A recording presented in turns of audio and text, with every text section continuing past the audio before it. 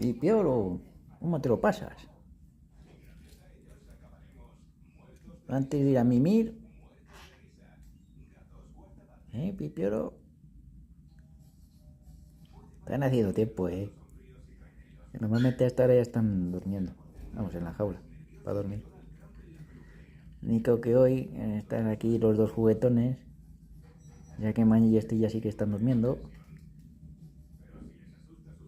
Y aquí están aprovechando, como ya no tienen que estar pendientes de si persiguen o no.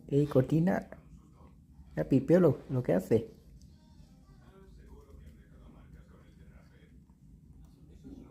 Cortina. Pipiolo, vergonzoso. ¿Qué haces? Luna se está poniendo guapa en otro sitio. ¡Chiquitines!